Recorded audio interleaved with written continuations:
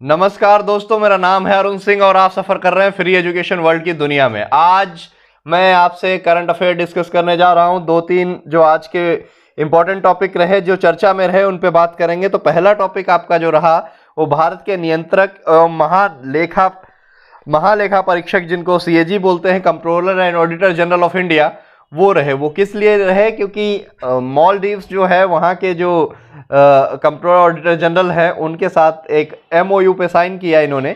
MOU पे हस्ताक्षर किया जिससे कि पब्लिक सेक्टर में की जो इन्फॉर्मेशन है वो एक दूसरे से एक्सचेंज करी जा सके। ठीक है।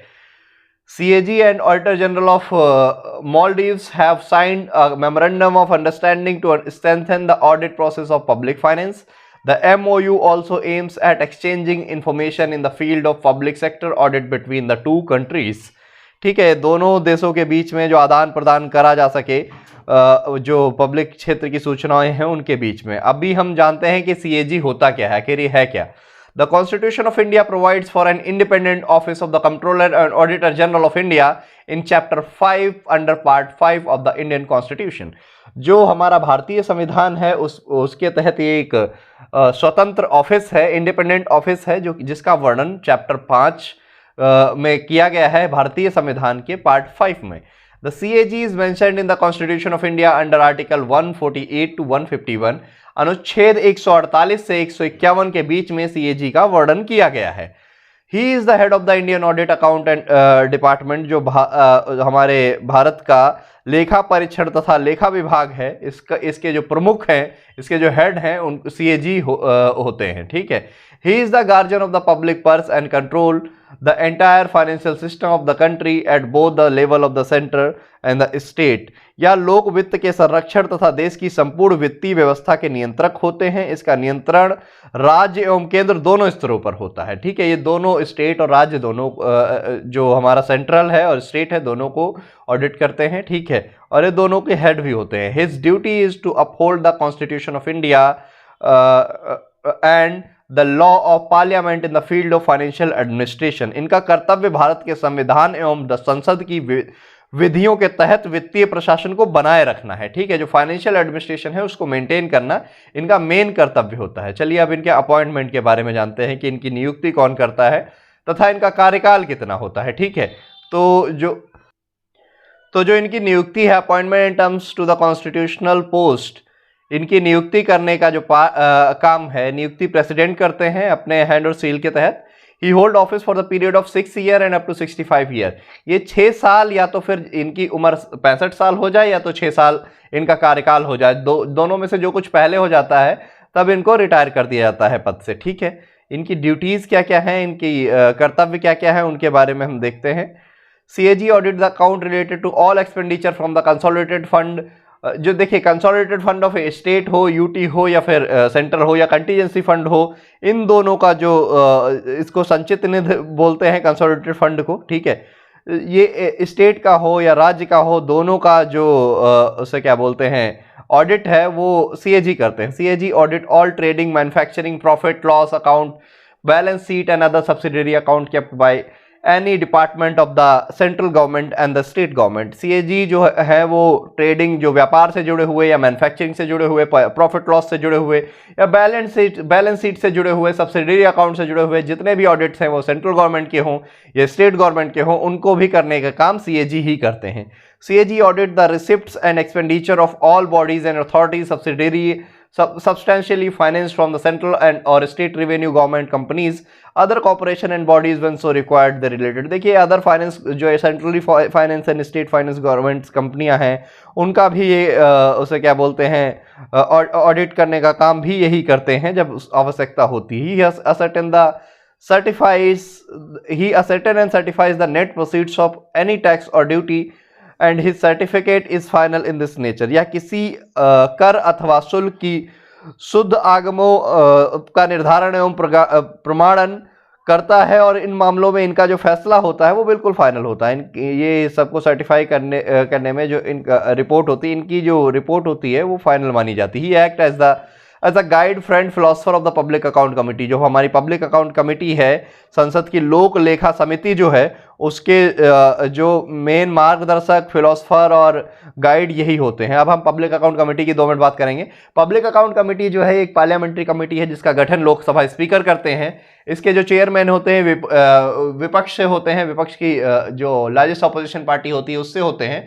और इसमें टोटल 22 मेंबर होते हैं, जिसमें से 22 में से 15 मेंबर लोकसभा से होते हैं, 7 मेंबर राज्यसभा से होते हैं। ठीक है, अब हम रिपोर्ट की बात करते हैं। He submit his report relating to the account of the centre, state और सेंटर दोनों से जुड़े हुए जुड़ी हुई जो रिपोर्ट्स होती हैं इनकी ऑडिट की, ये स्टेट की है तो गवर्नर को सबमिट करेंगे, केंद्र की है तो राष्ट्रपति को सबमिट करेंगे। He submit 3 audit report to the president. ये राष्ट्रपति को 3 ऑडिट रिपोर्ट सबमिट करते हैं। Audit report on appropriation account, appropriation account से जुड़ी हुई रिपोर्ट, फाइनेंस अकाउंट से जुड़ी हुई रिपोर्ट तथा ऑडिट अकाउंट से जुड़ी हुई रिपोर्ट को राष्ट्रपति को सबमिट करते हैं। ठीक है, चलिए अब आगे बढ़ते हैं। आगे का जो हमारा टॉपिक है वो फार्मर सुसाइड से जुड़ा हुआ है। एनसीआरबी का भी जो डेटा आया है उसमें बोला गया है कि फार्मर सुसाइड ज्यादा बढ़ गया है, उसी के बारे में बात करते हैं अगले टॉपिक में। So next news is suicides among farm workers rose 18% in 2020। जो एनसीआरबी है उसका डेटा कह रहा है, अभी जो नई रिपोर्ट आई है उसके अनुसार जो खेती किसानी में काम करने वाले लोग हैं, जो फार्मर्स हैं या फार्म वर्कर्स हैं, उनकी जो डेथ रेट है वो 18% बढ़ गई है पिछले साल के मुकाबले।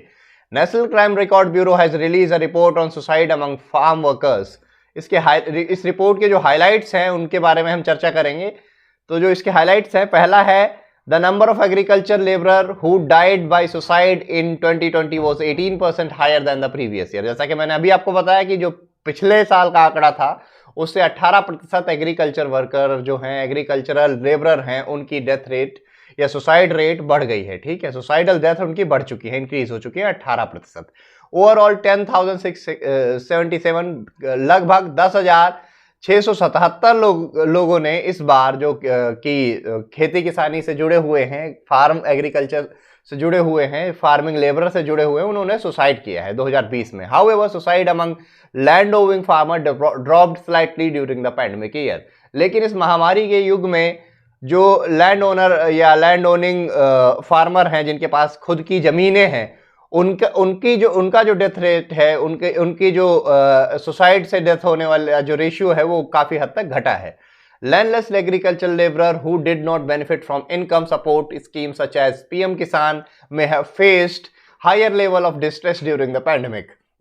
जो लैंडलेस एग्रीकल्चरल है, जिनके पास जमीन नहीं है, जो दूसरे की जमीन लेकर ठेके पर या बटाई पर या जैसे तैसे कॉन्ट्रैक्ट पर अपनी किसानी करते हैं या कि दूसरे की जमीनों में काम करते हैं, ऐसे जो किसान हैं वो पीएम किसान जैसी योजना जिसमें 6,000 सालाना आपको मदद मिलती है हर एक किसान को, पहले इसमें इसका क्राइटेरिया था लेकिन अब हर एक किसान के लिए योजना कर दी गई है।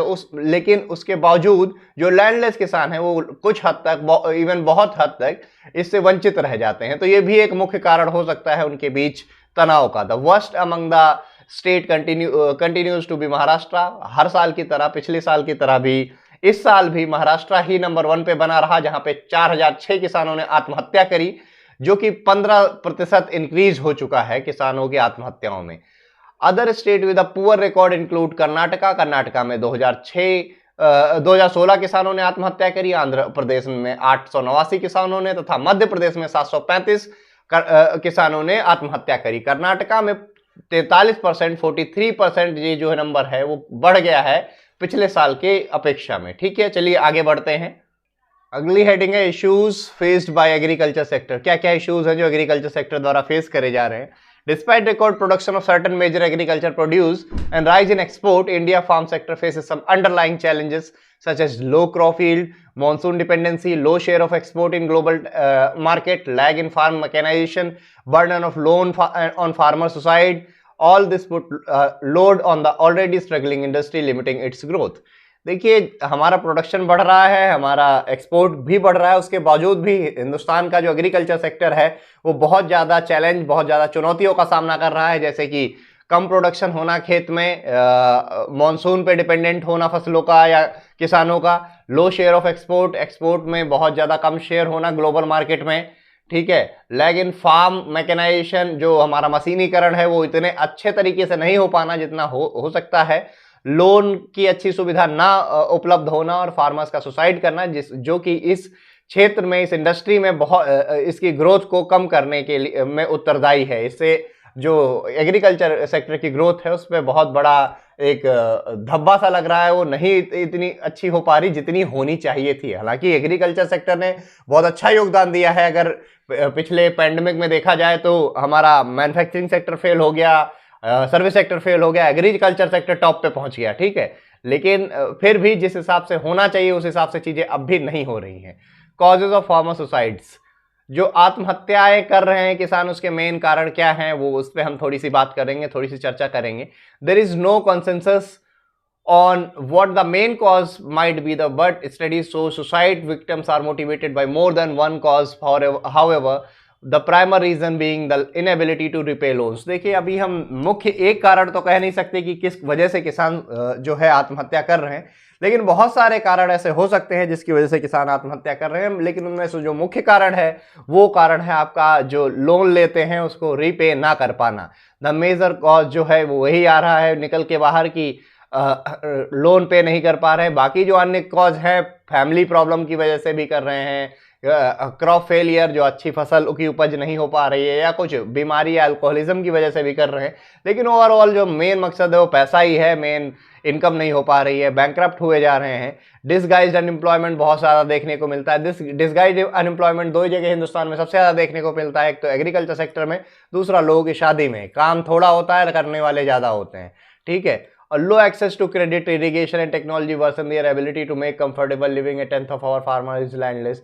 और क्रेडिट की जो क्रेडिट का एक्सेस है या सिंचाई का जो एक्सेस है, लोन की सुविधाएं या टेक्नोलॉजी की सुविधाएं, ये इतनी ज़्यादा आसान नहीं है या इतने स्तर पर नहीं है जितनी होनी चाहिए थी। ये भी एक बड़ा कारण है जो कि किसान के जीवन को और ज़्यादा संघर्ष भरा बनाता है।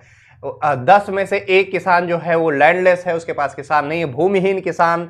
100 में से 10 किसान ऐसे हैं, या 10 में से एक किसान ऐसा है जिसके पास ज़मीनें नहीं है, वो दूसरे की ज़मीन इस्तेमाल करके रेंट पे ज़मीन लेते हैं, उस पर अपनी खेती करते हैं या दूसरे के लिए मजदूरी करते हैं, इस प्रकार से अपनी जीवन शैली चला रहे हैं। दे यूज़ रेंटेड लैंड, वो रेंटेड लैंड यूज़ करते हैं, but inadequacy of land leasing mechanism make it difficult for them raise production. ये लेकिन जो हमारे यहाँ लैंड रेंट का फॉर्मूला है वो अभी तक कुछ क्लियर नहीं है, उसमें कुछ क्लियरिटी नहीं है कि कोई 50% पे लेता है, कोई पैसे पे लेता है, कोई 80% चार्ज करता है।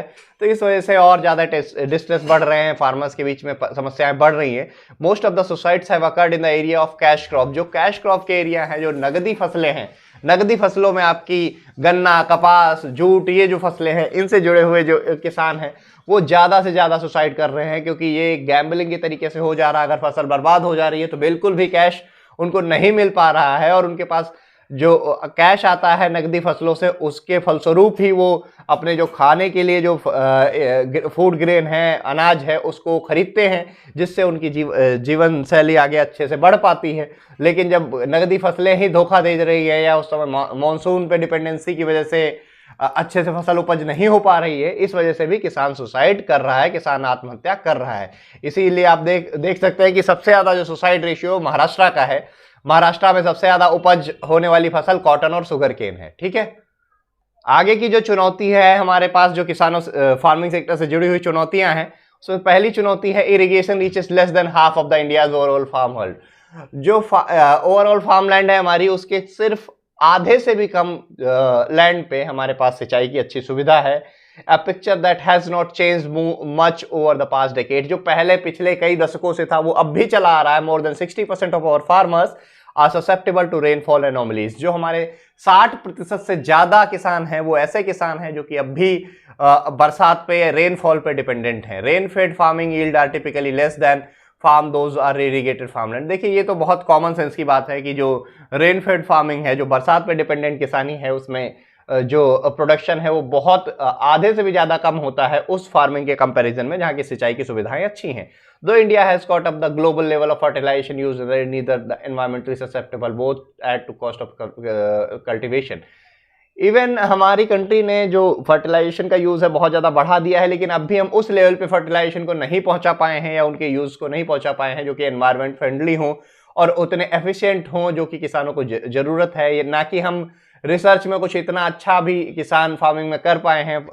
ग्रीन रिवोल्यूशन के बाद से अभी हम सीड्स में भी इतना कुछ ज्यादा खास नहीं कर पाए हैं जितना हमें कर देना चाहिए था। हालांकि ई नैम जैसे इनिशिएटिव गवर्नमेंट ने जो चलाए हैं उससे बहुत ज्यादा सुविधाएं मिल रही हैं किसान को ग्लोबल मार्केट से जोड़ने के लिए, नेशनली इंटरनेशनली। लेकिन इसमें भी अब भी जो बिचौलिए हैं उनकी समस्या अब भी बरकरार है, पूर्णतया उसको भी हम नहीं अच्छे तरीके से हटा पाए हैं। तो ये चैलेंजेस है, इन पे हमें काम करना होगा। तो ये आज के जो 2 टॉपिक थे मुझे अच्छे लगे। ये करंट अफेयर के मेंस के टॉपिक थे, ये प्रीलिम्स के लिए भी इंपॉर्टेंट थे, ये मुझे अच्छे लगे इसलिए मैंने डिस्कस किया। आगे एक टॉपिक और है जिसपे मैं बात करना चाहूंगा।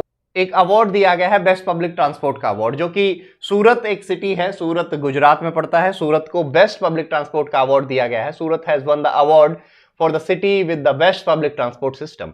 The award was given out by the housing and urban affair ministry. जो हाउसिंग अर्बन अफेयर मिनिस्ट्री है उसके द्वारा ये अवार्ड दिया गया है।